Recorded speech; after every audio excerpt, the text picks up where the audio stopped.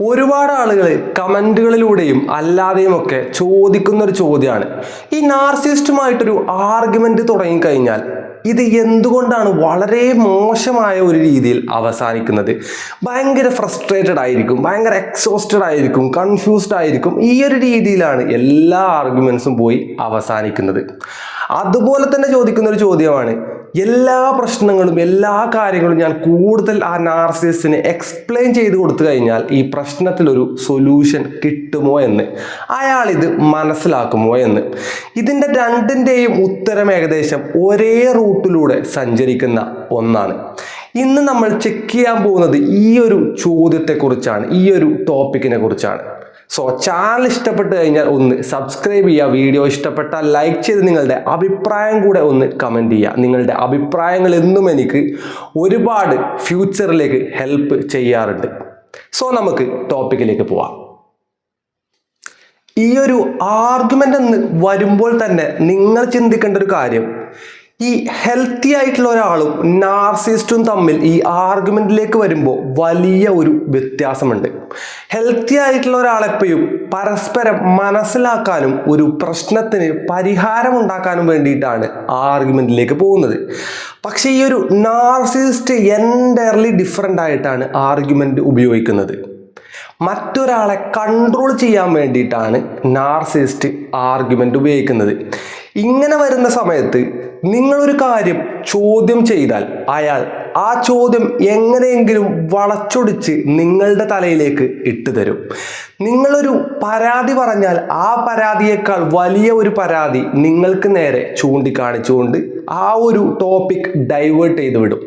ഇങ്ങനെ ആ ഒരു കോൺവെർസേഷൻ കംപ്ലീറ്റ്ലി ഡോമിനേറ്റ് ചെയ്തുകൊണ്ട് നിലനിന്ന് പോവാനായിരിക്കും ഈ നാർസിസ്റ്റിൻ്റെ ആർഗ്യുമെൻറ്റിൻ്റെ ഒരു രീതി.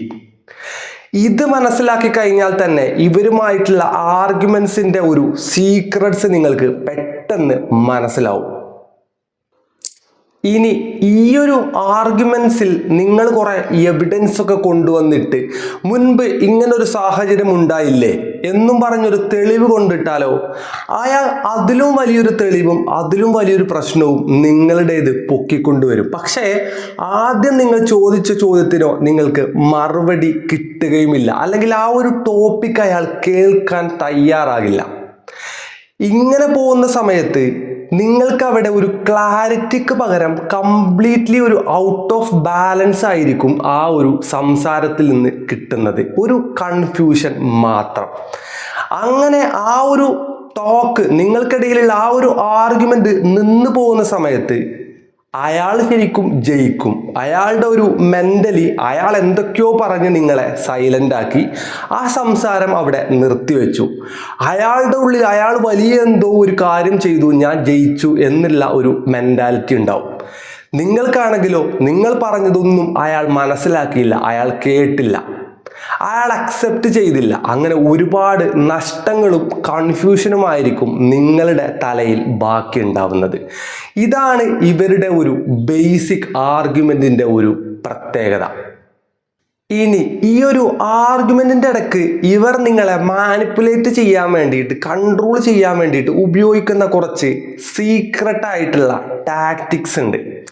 ഒരു മാനിപ്പുലേഷൻ ഇത് മനസ്സിലാക്കി കഴിഞ്ഞാലും നിങ്ങൾക്ക് ഒരുപാട് കാര്യങ്ങൾ ബെറ്റർ ആയിട്ട് ചെയ്യാൻ സാധിക്കും. ഇതെങ്ങനെയാണെന്ന് വെച്ച് കഴിഞ്ഞാൽ, ആദ്യം അവർ കളവ് പറഞ്ഞു അല്ലെങ്കിൽ അവർക്കെതിരെ ഒരു തെളിവ് കാണിക്കുകയാണെന്ന് വെക്കുക.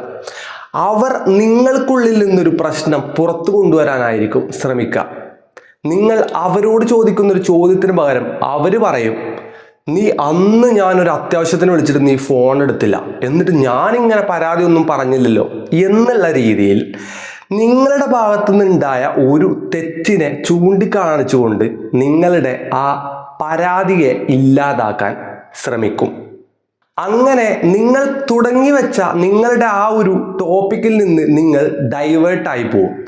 നിങ്ങൾ തന്നെ കുറെ ടൈം കഴിഞ്ഞതിന് ശേഷമായിരിക്കും ഞാൻ പറഞ്ഞു വന്നത് ഇതല്ലല്ലോ എന്ന് ചിന്തിക്കുന്നത്. ചിലപ്പോൾ ആ കോളൊക്കെ കട്ട് ചെയ്ത് പ്രശ്നമൊന്ന് കൂളായതിനു ശേഷമായിരിക്കും നിങ്ങൾ തന്നെ ചിന്തിക്കുന്നതും മനസ്സിലാക്കുന്നതും.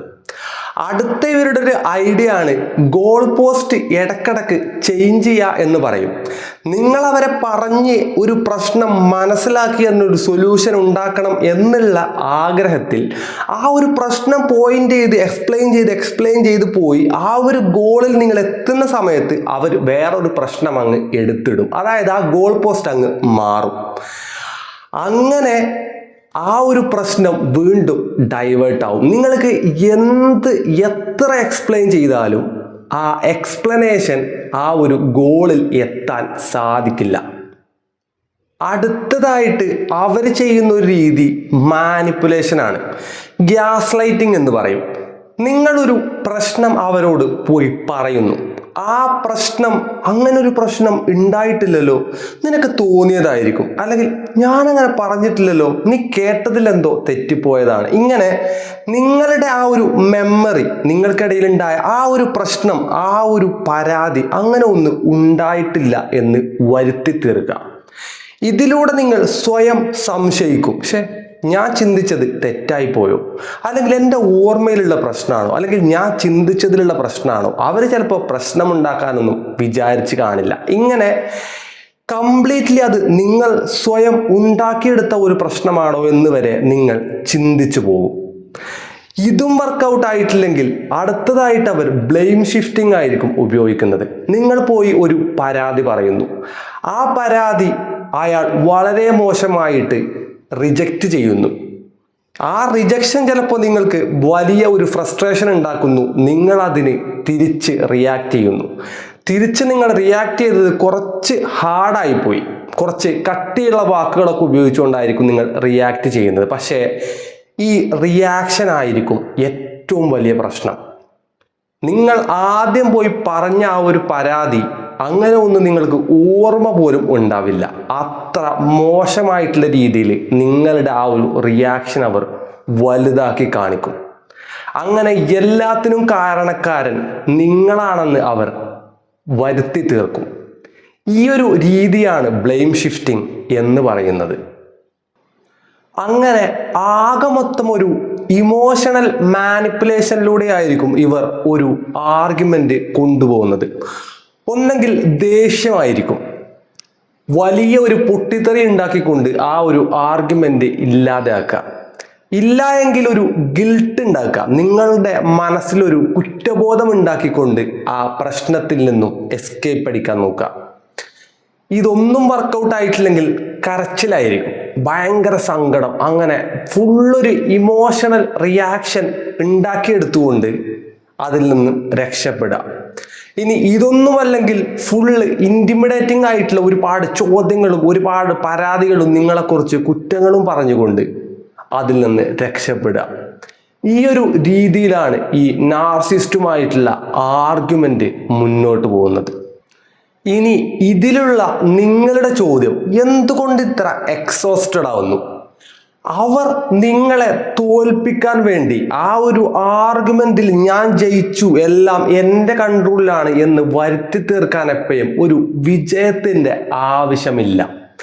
നിങ്ങളെ കുറച്ചൊന്ന് ടയേർഡാക്കിയാലും ആ കോൺവെർസേഷൻ നിങ്ങളെ കൊണ്ടൊന്ന് സ്റ്റോപ്പ് ചെയ്യിപ്പിച്ചാലും അവരുടെ മനസ്സിൽ അവർ ജയിച്ചു എന്നാണ്. അതിനു വേണ്ടിയിട്ട് നിങ്ങളെ ഇമോഷണലി മെന്റലി കംപ്ലീറ്റ്ലി തകർത്തുകൊണ്ടാണെങ്കിലും അത് ചെയ്തെടുത്താൽ മാത്രം മതി. ആ ഒരു ആർഗ്യുമെന്റിൽ അവരുടെ മനസ്സിൽ അവർ വിജയിച്ചു. അതിന് ആ ഒരു ടോപ്പിക്കിനൊരു അവസാനമോ അല്ലെങ്കിൽ ആ ഒരു പ്രശ്നത്തിനൊരു സൊല്യൂഷൻ്റെയോ ആവശ്യം ഇല്ല. ഇതുകൊണ്ടാണ് നിങ്ങൾക്ക് അത്രയും ഇമോഷണലി എക്സോസ്റ്റഡ് ആയിട്ട് തോന്നുന്നത്. ഇനി ഇതുപോലെ ഈ നാർസിസിസ്റ്റുമായിട്ടൊരു ആർഗ്യുമെന്റിൽ പെട്ട് കഴിഞ്ഞാൽ എന്ത് ചെയ്യണം, എങ്ങനെ മാനേജ് ചെയ്യാം? വളരെ സിമ്പിളായിട്ട് പറയുകയാണെന്നുണ്ടെങ്കിൽ നിങ്ങളുടെ ഇമോഷൻസ് ഒന്ന് സ്റ്റോപ്പ് ചെയ്ത് വെക്കണം. അതായത് ഇവർ എന്ത് ചെയ്യുന്നു, ഇവരുടെ ഈ ഒരു മാനിപ്പുലേഷൻ ടാക്ടിക്സ് മനസ്സിലാവണമെങ്കിൽ നിങ്ങൾ നല്ല രീതിയിൽ ചിന്തിക്കുന്ന ഒരു സ്റ്റേജിൽ ആയിരിക്കണം, ഒബ്സർവ് ചെയ്യുന്ന ഒരു സ്റ്റേജിൽ ആയിരിക്കണം. ഇവർ എത്രത്തോളം നിങ്ങളെ കേൾക്കുന്നുണ്ട്, എത്രത്തോളം ഇവരുടെ അക്കൗണ്ടബിലിറ്റി ഏറ്റെടുക്കുന്നുണ്ട്, എത്ര നിങ്ങളുടെ തലയിലേക്ക് ഈ ബ്ലെയിം ഇടാൻ വേണ്ടിയിട്ട് ശ്രമിക്കുന്നുണ്ട്, ദേഷ്യപ്പെട്ടും വൃത്തികെട്ട വാക്കുകൾ ഉപയോഗിച്ചുകൊണ്ടും നിങ്ങളുടെ മനസ്സിനെ ട്രിഗർ ചെയ്യാൻ ഇവർ എത്രത്തോളം ശ്രമിക്കുന്നുണ്ട്. ടോപ്പിക്സ് ഇടക്കിടക്ക് എങ്ങനെയെങ്കിലും മാറ്റാൻ വേണ്ടിയിട്ട് ശ്രമിക്കുന്നുണ്ടാവും. ഇതെല്ലാം ചിന്തിക്കാനും ഇതെല്ലാം ഒബ്സർവ് ചെയ്ത് മനസ്സിലാക്കാനുമുള്ള ഒരു ക്ഷമ നിങ്ങൾക്ക് വേണം. ഇവർ ചെയ്യുന്ന എല്ലാ കാര്യത്തിലും ഇമോഷണലി ഒരു റിയാക്ഷൻ കൊടുത്തുകൊണ്ടിരുന്നു കഴിഞ്ഞാൽ ഒരിക്കലും നിങ്ങൾക്കത് വിൻ ചെയ്യാനോ നിങ്ങളുടെ ആ ഒരു സ്റ്റേറ്റ്മെന്റ് കൺക്ലൂഡ് ചെയ്യാനോ സാധിക്കില്ല. ഇതൊരു അവസാനമില്ലാത്ത ആർഗ്യുമെന്റ് ആയിക്കൊണ്ട് ഒരു സർക്കിൾ പോലെ ചുറ്റിക്കൊണ്ടേയിരിക്കും. ഇതാണ് നിങ്ങൾ മനസ്സിലാക്കേണ്ടതും അക്സെപ്റ്റ് ചെയ്യേണ്ടതും. സോ ഇവരുടെ ഈ മാനിപ്പുലേഷൻ ടാക്ടിക്സും എല്ലാം ഡീപ്പായിട്ടൊന്നും പഠിച്ച് മനസ്സിലാക്കി വെച്ചുകൊണ്ട് ഒറ്റ ആർഗ്യുമെന്റ് ഇവരുമായിട്ട് ചെയ്താൽ തന്നെ നിങ്ങൾക്ക് ഇവരെ പൂർണ്ണമായിട്ടും മനസ്സിലാക്കാനും വാടപ്പിച്ച് പറഞ്ഞു വിടാനും സാധിക്കും. ഈ ഒരു ടോപ്പിക് ഇത്രയേ ഉള്ളൂ. ഇതിലും എന്തെങ്കിലും സംശയങ്ങളോ ചോദ്യങ്ങളോ നിങ്ങൾക്ക് ഉണ്ടെങ്കിൽ തീർച്ചയായിട്ടും അതൊന്ന് കമന്റ് ചെയ്യുക. ചാനൽ ഇഷ്ടപ്പെട്ട് കഴിഞ്ഞാൽ സബ്സ്ക്രൈബ് ചെയ്ത് സപ്പോർട്ട് ചെയ്യാൻ മറക്കരുത്. So stay aware, stay grounded, B empathetic. This is TQ Talks.